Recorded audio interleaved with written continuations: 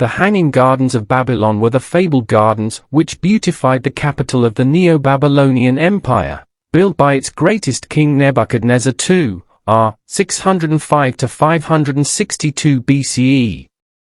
One of the seven wonders of the ancient world, they are the only wonder whose existence is disputed amongst historians. Some scholars claim the gardens were not in Babylon but actually at Nineveh, capital of the Assyrian Empire, while others stick with the ancient writers and await archaeology to provide positive proof. Still others believe the gardens are merely a figment of the ancient imagination.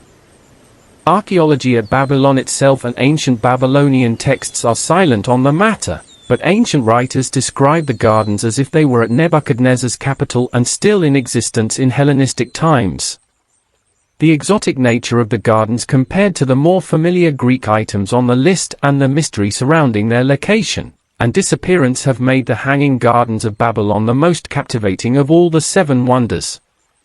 Babylon, located about 80 kilometers, 50 miles, south of modern Baghdad in Iraq, was an ancient city with a history of settlement dating back to the 3rd millennium BCE.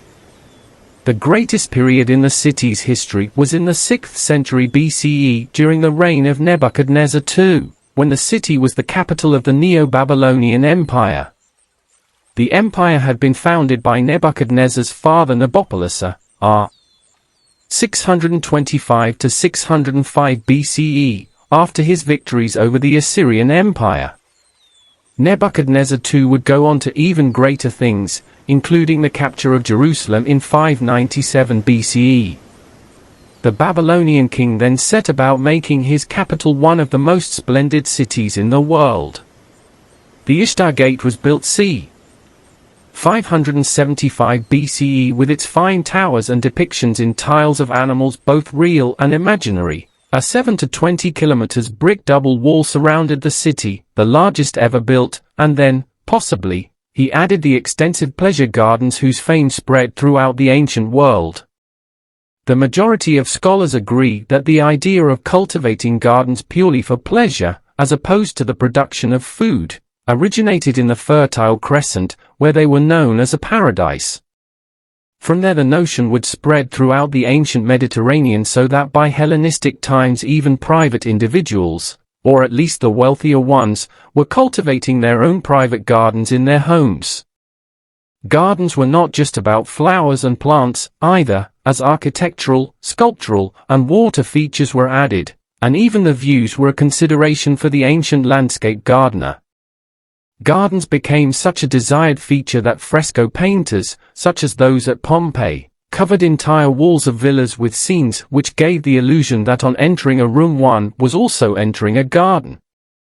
All of these outdoor pleasant places, then, owed their existence to ancient Mesopotamia and, above all, to the magnificent Hanging Gardens of Babylon.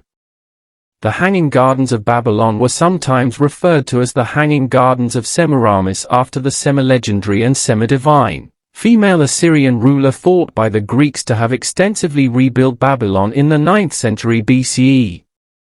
Herodotus, the 5th century BCE Greek historian, describes the impressive irrigation system of Babylon and the walls, but does not mention any gardens specifically, although the Great Sphinx is also curiously missing from his description of Giza.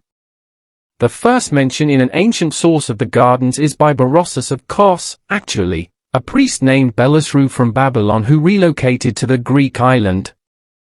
Writing c. 290 BCE, Berossus' work survives only as quoted excerpts in that of later writers, but many of his descriptions of Babylon have been corroborated by archaeology. Berossus describes high stone terraces which imitated mountains and which were planted with many types of large trees and flowers.